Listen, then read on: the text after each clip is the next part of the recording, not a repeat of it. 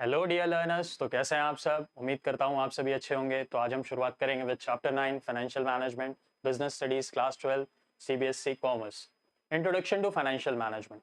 Financial management refers to the planning, organizing, directing and controlling of financial activities within an organization। तो financial management होता क्या है? तो financial management basically सारे functions of management को फिर एक बार एक प्रोसेस में लेकर आता है, जिसमें completely discussion, completely planning, completely organising, staffing, functioning, directing and controlling की जाती है। किसकी? फाइनेंसेस की, पैसों की, रेवेन्यू की।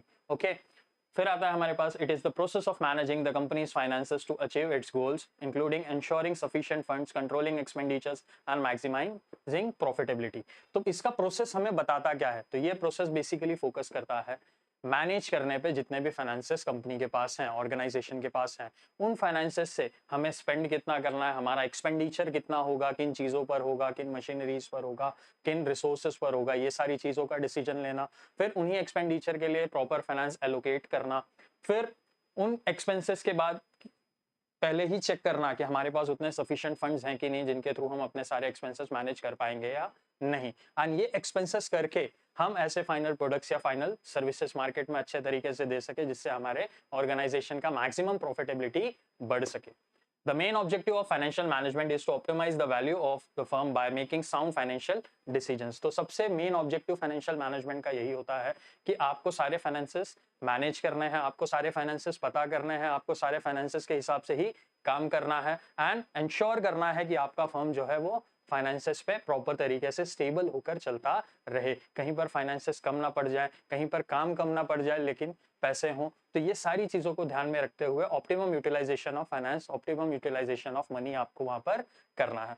फिर आता है हमारे पास objectives of financial management. The objectives of financial management can be broadly characterised in 3 key goals. तो ये जो ऑब्जेक्टिव्स हैं, ये जो मकसद हैं फाइनेंशियल मैनेजमेंट करने के, ठीक है, तो ये 3 मेन की गोल्स में डिवाइडेड किए गए हैं, वो हम देखेंगे। पहला है profit maximisation. The primary objective is to maximise the profit of the organisation by efficiently managing its resources. जब हम ऑर्गेनाइजेशन में प्रॉपर रिसोर्सेज को मैनेज करते हैं, रिसोर्सेज को सही तरीके से यूज करते हैं, रिसोर्सेज का ऑप्टिमम यूटिलाइजेशन करते हैं, तो ऑब्वियस सी चीज है कि हमारे पर्टिकुलर ऑर्गेनाइजेशन में हम फाइनेंसेस को सही तरीके से इस्तेमाल कर रहे हैं। A company with higher profit tends to perform well and gain investors confidence। अब जब कंपनी का परफॉर्मेंस अच्छा होगा, कंपनी के प्रोडक्ट्स अच्छे होंगे, कंपनी के सर्विसेज अच्छे होंगे, कंपनी मार्केट में एक इंपैक्ट क्रिएट करेगी, तो ऑब्वियस सी चीज है कंपनी की प्रॉफिटेबिलिटी बढ़ेगी। एंड जिन कंपनियों की प्रॉफिटेबिलिटी बढ़ती है, इंक्रीज होती है, उन कंपनियों को इन्वेस्टर्स मिलने में बहुत आसानी हो जाती है। उन कंपनियों में लोग खुद इन्वेस्ट करना चाहते हैं ताकि वो भी ग्रोथ के साथ अपने पैसों को ग्रो कर सके। फिर आता है हमारे पास wealth maximisation. This focus on increasing the market value of the company's share. It aims at ensuring that long-term value for shareholders is maximized as compared to short-term profit gains। तो wealth maximization क्या focus कराता है कि जो investors ने आपकी company में invest किया है, तो उनका एक ही मकसद होगा कि लॉन्ग टर्म में वो पैसे क्या हों, बढ़ते जाएं, ग्रो करते जाएं। जैसे जैसे कंपनी का ऑपरेशंस बढ़ेंगे, जैसे जैसे मार्केट में कंपनी का एक्सपेंशन होगा, प्रोडक्ट एंड सर्विसेज की लाइन जो है वो इंक्रीज की जाएंगी, उसी तरीके से जो रेवेन्यू वहां पर इन्वेस्टेड है, जो पैसे वहां पर इन्वेस्टेड है, वो बेसिकली क्या होंगे, ग्रो करते जाएंगे। एंड हर इन्वेस्टर अपने वेल्थ को मैक्सिमाइज करने के लिए ही लॉन्ग टर्म में किसी भी कंपनी या ऑर्गेनाइजेशन में इन्वेस्ट करता है। फिर आता है liquidity management. ensuring that the business has enough liquid assets to meet its short term obligations without affecting operations। अब अगर बिजनेस में पैसों की रिक्वायरमेंट आ जाती है, इन्वेस्टर्स ने पैसे इन्वेस्ट कर दिए हैं, लेकिन बिजनेसेस को और पैसों की जरूरत है ताकि वो अपने ऑपरेशंस को मैनेज कर पाए, तो उस टाइम पर बिजनेसेस के पास कुछ लिक्विड असेट्स होने का बहुत जरूरी है। अब ये लिक्विड असेट्स क्या होता है? जिनको हम लिक्विफाइड करके उन्हें कैपिटल में कन्वर्ट कर सकते हैं, उन्हें पैसों में कन्वर्ट कर सकते हैं। तो उस शॉर्ट टर्म के लिए भी कंपनी का बिजनेस अफेक्ट नहीं होना चाहिए, एंड कंपनी के पास उतने रिसोर्सेज होने चाहिए जिनके बेसिस पे अगर शॉर्ट टाइम के लिए कैपिटल जनरेशन की बात है या पैसों के जनरेशन की बात है, तो वो पैसा उससे जनरेट कर सके। This includes managing cash flow and ensuring working capital is well maintained। ये क्या करता है? तो कैश फ्लो को मैनेज करने में हेल्प करता है फाइनेंशियल मैनेजमेंट, और उसी के साथ साथ वो ये हमेशा चेक करता है कि कैपिटल सही तरीके से हमारे कंपनी में, हमारे फाइनेंस डिपार्टमेंट में हमेशा मेंटेन रहे, स्टेबल रहे। जब भी हमें रिक्वायरमेंट हो तो उतने पैसे हमारे पास अवेलेबल हो जिनके थ्रू हम अपनी रिक्वायरमेंट्स को पूरी कर सके। फिर आता है हमारे पास functions of financial management. Financial management include several key functions that aid in the optimal allocation and utilisation of funds. This include, तो फाइनेंशियल मैनेजमेंट का बेसिक फंक्शन क्या होता है कि भाई वो रिसोर्सेज के थ्रू अपने लिए कैपिटल जनरेशन करें, एंड कैपिटल जनरेशन जो भी हो रहा है, जो भी पैसे वहां पर स्टोर हो रहे हैं, उन पैसों को सही तरीके से इस्तेमाल कर सके आगे के ऑपरेशंस के लिए, ऑर्गेनाइजेशनल गोल्स को मीटअप करने के लिए। सबसे पहला फंक्शन आता है financial planning. This function involves forecasting the financial needs for the of the business in both the short and long term. तो इस फंक्शन में बेसिकली प्लानिंग की जाती है कि फाइनेंस को कैसे यूज किया जाएगा, फाइनेंस के यूसेजेस क्या होंगे, एंड उन फाइनेंसेस के बेसिस पर हम देखते हैं कि शॉर्ट टर्म के लिए एंड लॉन्ग टर्म के लिए हमें कितना फाइनेंस रिक्वायर्ड होगा, एंड वही फाइनेंस हम कैसे आगे चल के अपने लिए यूज कर सकते हैं ताकि हम अपने बिजनेस को बेहतरी से ग्रो कर सके। Financial planning ensures that the company has enough capital to meet its operational needs while achieving growth. तो फाइनेंशियल प्लानिंग हमेशा इंश्योर करता है कि उनके पास उतना इनफ फाइनेंस हो जिसके थ्रू वो ऑपरेशंस को मेंटेन कर सके एंड अपने ग्रोथ पर फोकस कर सके, ताकि उनका ग्रोथ जो है वो रुके ना, उसमें कोई बाधाएं ना आए, उसमें कोई दिक्कतें ना आए, एंड वो प्रॉपर तरीके से मार्केट में फंक्शन करके ग्रो कर सके। For example, a company may need to plan for capital expenditures like purchasing machinery और एक्सपांडिंग इट्स प्रोडक्ट लाइन। तो कंपनी को अगर कोई मशीनरी लेकर आना है या नए प्रोडक्ट लाइन को अपने बिजनेस में शुरू करना है, तो हमेशा उसका मेन फोकस होगा कि वो अपने कैपिटल फाइनेंसेस को मैनेज करें, कैपिटल फाइनेंसेस को चेक करें कि उनके पास उतने फाइनेंसेस अवेलेबल हैं जिसके कारण वो नए मशीनरीज या नए प्रोडक्ट लाइंस को इंट्रोड्यूस कर सके एंड उनके ओवरऑल फंक्शनिंग ऑफ ऑपरेशंस पे कोई ज्यादा असर ना पड़े। फिर आता है raising funds. Financial managers are responsible for determining the sources of funds, which could be in the form of internal source such as retained earnings or reserves, or external sources such as loans, equity और debentures। तो ये financial managers का role होता है कि वो source of funds को decide करें, सोर्स ऑफ फंड्स के थ्रू फंड्स बिजनेस में लेकर आए। तो there are two sources of funds, पहला आता है इंटरनल सोर्स एंड दूसरा आता है एक्सटर्नल सोर्स। इंटरनल सोर्स में बिजनेस के विद इन ही सोर्स ऑफ फंड को जनरेट किया जाता है, जहां पर कुछ फंड्स को हमेशा मेंटेन किया जाता है एज रिटेन्ड अर्निंग्स और रिजर्व्स, जिसके थ्रू वो बिजनेसेस में इन्वेस्ट किए जा सके एंड उन्हीं से बिजनेसेस को आगे अच्छे तरीके से ग्रो किया जा सके। फिर आता है हमारे पास external sources such as loans, equity और debentures. Loan, equity, shares and debentures के थ्रू भी हम अपने बिजनेस के लिए फाइनेंस जनरेट कर सकते हैं एंड यही फाइनेंस को हम यूटिलाइज कर सकते हैं बेसिकली हमारे बिजनेस ऑपरेशंस के लिए।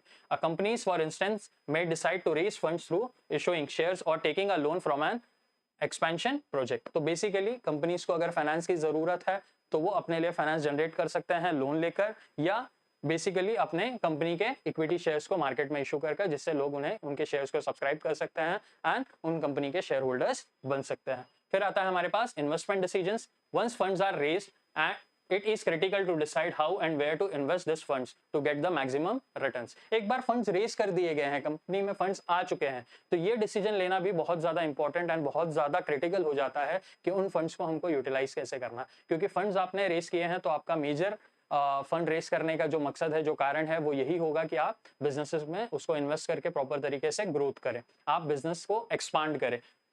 This is called as capital budgeting. तो यहाँ पर जहां पर सोचा जाता है कि रेस फंड्स के लिए हम क्या कर सकते हैं, उन्हें कैसे यूटिलाइज कर सकते हैं, तो कैपिटल बजटिंग का कंसेप्ट हमारे सामने आता है। A company might decide to invest in new technology, acquire another business और एक्सपांड इट्स मार्केट शेयर। तो बेसिकली एक कंपनी ये डिसाइड कर सकती है कि इन रेज्ड फंड्स के थ्रू वो कोई नई टेक्नोलॉजी को अपने बिजनेस में इंट्रोड्यूस करे, वो अपने बिजनेस को एक्सपांड करे और अपने मार्केट शेयर को इंक्रीज करे। ऐसे कुछ रीजंस हो सकते हैं जिनके थ्रू वो नए जो भी उनके पास फंड्स आए हुए हैं उन फंड्स को यूटिलाइज कर सके। For example, a tech company में invest in research and development to innovate new products. तो एक टेक कंपनी अपने रिसर्च एंड डेवलपमेंट में इन्वेस्टमेंट कर सकती है ताकि वहां से वो नए प्रोडक्ट्स का डेवलपमेंट कर सके जो मार्केट में चलकर आगे मार्केट लीडर बन चुके या मार्केट में ज्यादा से ज्यादा उन्हें सेल्स एंड ग्रोथ अपॉर्चुनिटीज दे सके।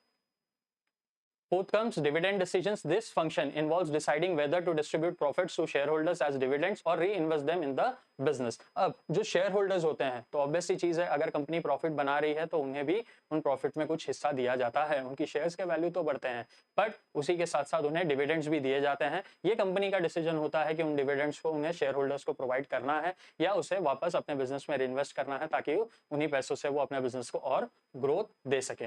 Companies must balance between rewarding share holders and retaining earnings for growth. तो कंपनी को हमेशा एक बैलेंस मेंटेन करना चाहिए, अगर उन्हें अच्छा प्रॉफिट हो रहा है तो रेगुलर डिविडेंड्स देने चाहिए एंड अपने लिए भी कुछ रिटेन्ड अर्निंग सेव करनी चाहिए ताकि वो बिजनेसेस में जब रिक्वायरमेंट हो तो वो फाइनेंस को वहां पर यूज कर सके। For instance, a growing startup might decide not to pay dividends and instead reinvest all profits to expand its operations. अब नया स्टार्टअप है, नया बिजनेस है मार्केट में, तो ऑब्वियस सी चीज है अगर वो प्रॉफिट बना रहे हैं तो अपने शेयर होल्डर्स को डिविडेंड्स की जगह ये कह सकते हैं कि हम उन्हीं पैसों को अपने बिजनेस में एलोकेट कर रहे हैं, स्पेंड कर रहे हैं, ताकि हमारा बिजनेस और ज्यादा ग्रोथ करे और आपकी शेयर्स की वैल्यू और ज्यादा बढ़ सके। Working capital management, this function is concern with managing the short term assets and liabilities of the company to ensure smooth operations. अब ये क्या होता है, तो यहाँ पर हम देखेंगे कि यहाँ पर basically short term assets and liabilities of the company को इंश्योर किया जाता है ताकि स्मूथ ऑपरेशंस वो फंक्शनिंग कर सके। अब बिजनेसेस हैं तो ऑब्वियस सी चीज है, कुछ असेट्स बनेंगे तो कुछ लायबिलिटीज भी होंगी, एंड इन दोनों को बैलेंस मेंटेन करना, स्टेबल रखना, यही वेल्थ मैनेजमेंट का काम होता है, यही वर्किंग कैपिटल मैनेजमेंट का काम होता है। Effective working capital management ensures that the business and can maintain liquidity to meet its day-to-day financial needs। अब effective working capital management क्या करता है, वो फोकस करता है कि भाई जो भी पैसा रिक्वायर्ड है कंपनी को चलाने के लिए, कंपनी के ऑपरेशंस के लिए, वो प्रॉपर तरीके से मेंटेन रहे, लिक्विफाइड रहे, एंड उतने पैसे हमारे पास आते रहे, उतने फाइनेंसेस हमारे लिए जनरेट होते रहे, ताकि हम अपने डे टू डे ऑपरेशंस को मैनेज कर सकें। For example, managing accounts receivable and payable ensures that the company has sufficient cash flow for operational expenses. तो यहाँ पर भी जो कैश रिसीवेबल है उन्हें प्रॉपर तरीके से टाइम टू टाइम रिसीव करते रहें, जो कैश पेएबल है उन्हें हम टाइम टू टाइम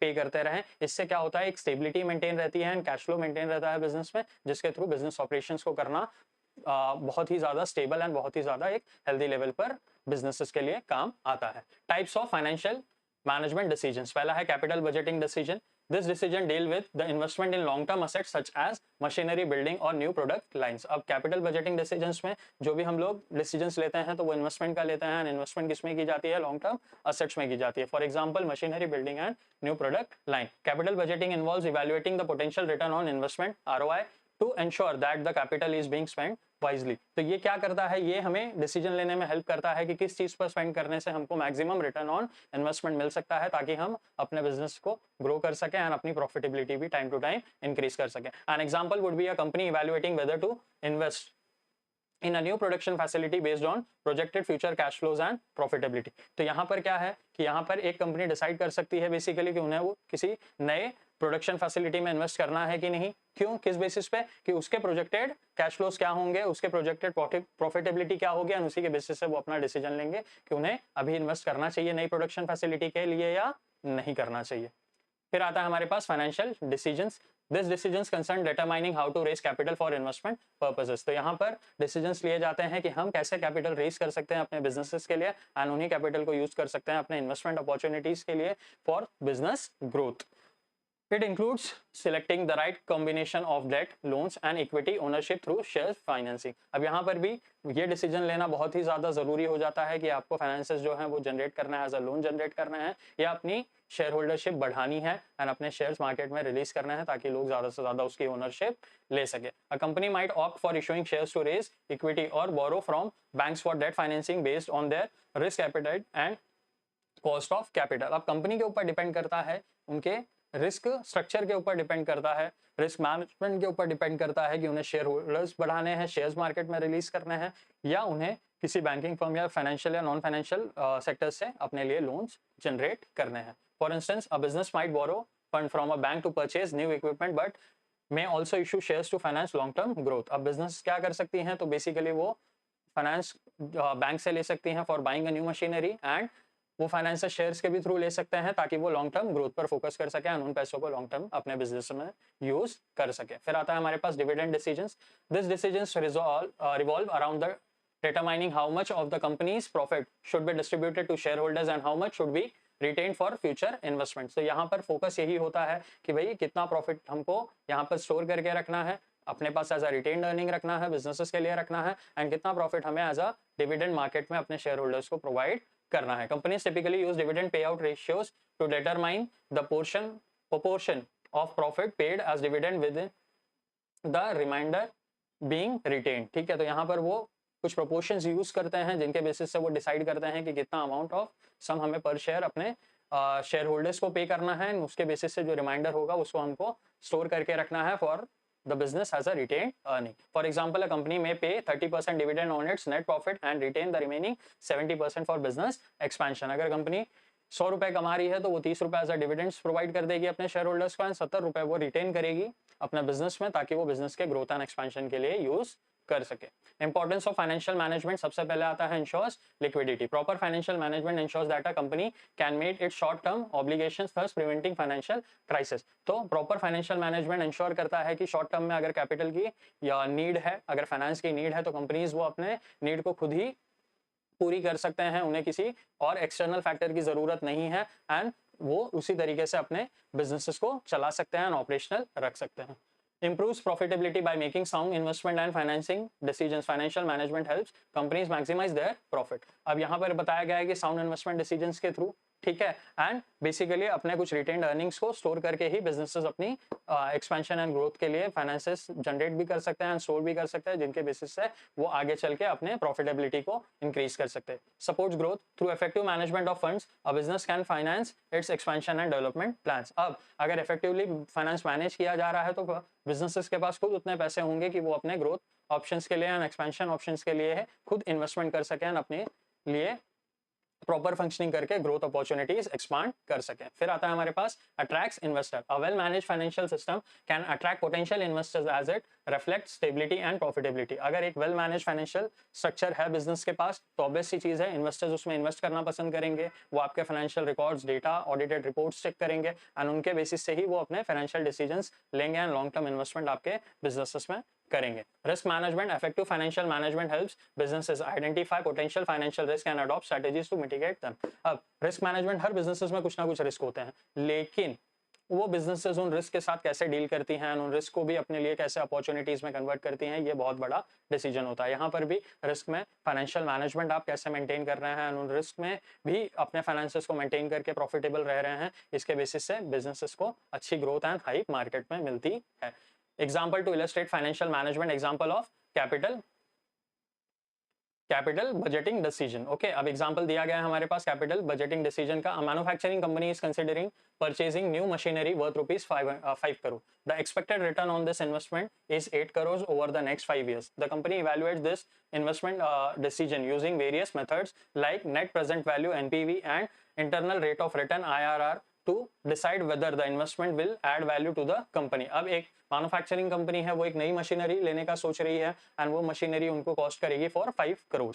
अब वो मशीनरी के थ्रू, वो इन्वेस्टमेंट के थ्रू वो बेसिकली पैसा जो जनरेट करेंगे that will be 8 crore for coming next 5 years में। ओके, तो यहाँ पर हमें देखना है कि भाई वो इन्वेस्टमेंट बेसिकली हमको रिटर्न ऑन इन्वेस्टमेंट आरओआई कितना प्रोवाइड कर रहा है। आरओआई कैलकुलेशन करने के लिए भी हमारे पास दो मेथड्स हैं, net present value NPV and IRR internal rate of return. इनके बेसिस से ही हमें देखना है, जज करना है कि वो डिसीजन हमारे लिए सही होगा या नहीं। फिर आता है हमारे पास example of financing decision.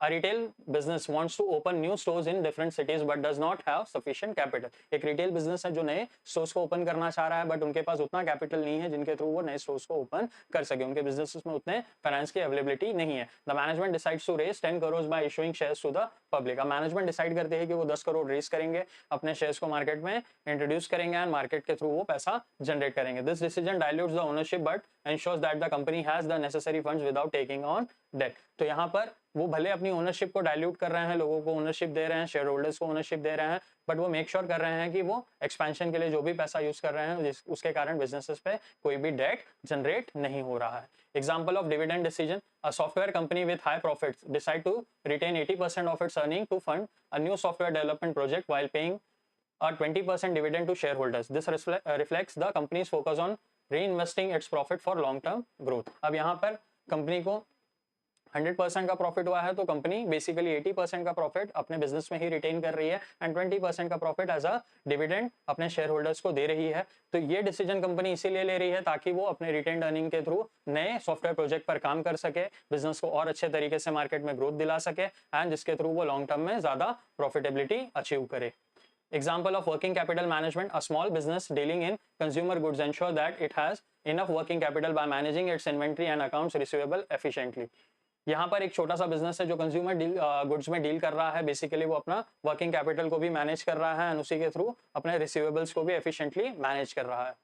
By negotiating better payment terms with suppliers and offering discounts to customers who pay early, the business can maintain a healthy cash flow to meet its day-to-day expenses. अब यहाँ पर वो क्या करेगा, तो यहाँ पर अपने सप्लायर्स को भी कहेगा कि आप जब मुझे प्रॉपर तरीके से टाइम टू टाइम गुड्स दे रहे हैं तो भाई मैं आपसे भी थोड़े डिस्काउंट्स एक्सपेक्ट करूंगा एंड अपने कस्टमर्स को भी वो डिस्काउंट ऑफर करेगा ताकि उनका कैश फ्लो वो प्रॉपर तरीके से मेंटेन कर सके, जिस कैश फ्लो में स्टेबिलिटी रखने से उनके बिजनेसेस को भी स्टेबिलिटी मिल सकती है, उनका वर्किंग कैपिटल प्रॉपर तरीके से मैनेज हो सकता है, जिससे उनको कभी भी एक्सपेंसेस के लिए फाइनेंस की शॉर्टेज ना पड़े। Conclusion, financial management is a critical function that plays a vital role in ensuring the long term sustainability and profitability of a business. अब financial management day to day के लिए नहीं होता, financial management basically एक long term process है। अगर आप long term उसे proper तरीके से maintain करते हैं तो आपके financial data records हर चीज maintain की जा सकती है। आपके financial risk जो होते हैं businesses के market related, customers related, suppliers related and जितने भी factors market में या businesses को affect करते हैं उन सब से related आप उसे minimize कर सकते हैं। आप पहले ही analyze कर सकते हैं कि market आपके फाइनेंशियल डिसीजंस आपके लिए क्या रोल प्ले करेंगे मार्केट में, उनके बेसिस पर आपको कितनी ग्रोथ मिल सकती है। By effectively managing finances companies can achieve their goals. अब इफेक्टिवली अगर आप फाइनेंसेस को मैनेज कर रहे हैं तो आप जो भी सेट स्टैंडर्ड्स सेट कर रहे हैं अपने बिजनेसेस के लिए, अपने ऑर्गेनाइजेशनल ऑब्जेक्टिव्स के लिए, आप उन्हें आराम से अचीव कर सकते हैं। Maximise shareholder value and enhance their competitive position in the market. अपने शेयर होल्डर्स की वैल्यू को भी आप मैक्सिमाइज कर सकते हैं with continuous growth and expansion, and उसी के साथ साथ मार्केट में अपने कॉम्पिटिटर्स से भी बेहतर परफॉर्म कर सकते हैं। मार्केट को दिखा सकते हैं कि भाई आप मार्केट में एक स्टेबल कंपनी है, एक ग्रोथ देने वाली कंपनी है, जिनमें इन्वेस्ट करके लोगों का ही ग्रोथ होगा। For students, mastering financial management concepts can lead to a deeper understanding of how businesses operate and make decisions to grow and thrive. अब बेसिकली स्टूडेंट्स के लिए फाइनेंशियल मैनेजमेंट की पढ़ाई इसीलिए बहुत ज़्यादा इंपॉर्टेंट है ताकि वो चीज़ों को जान सकें, बिजनेसेस को जान सके, फाइनेंस को समझ सके, फाइनेंसेस को कैसे मैनेज करना है वो जान सकें, प्रॉपर रिपोर्टिंग्स कर सकें, इन्वेस्टर्स को अपने बिजनेस के लिए अट्रैक्ट कर सकें एंड इन्हीं डिसीजंस के थ्रू अपने बिजनेस को मार्केट में स्टेबल रख सकें, ग्रोथ अपॉर्चुनिटीज को ग्रैब कर सकें एंड लॉन्ग टर्म के लिए अपने बिजनेस को प्रॉफिटेबल बनाकर सस्टेनेबली चला सकें। आई होप आप सभी को ये वीडियो समझ में आया होगा। अगर आपके कोई भी कंसर्न्स एंड डाउट्स हैं तो आप कमेंट सेक्शन में मेंशन कर सकते हैं, हम जल्द से जल्द आप तक रीच करने की कोशिश करेंगे और आपके डाउट्स को सॉल्व करेंगे। ऐसे ही हम वीडियोस आपके लिए लाते रहेंगे, कंप्लीट एनालिसिस पे भी लाते रहेंगे, commerce management and legal related जितने भी वीडियोस आपको इस चैनल पर मिल जाएंगे टिल वीडियो। एंड बेसिकली अगर कोई भी कंसर्न्स है तो आप हम तक रीच कर सकते हैं। तब तक के लिए अपना ख्याल रखें, अपने घर वालों का भी ख्याल रखें। Thank you.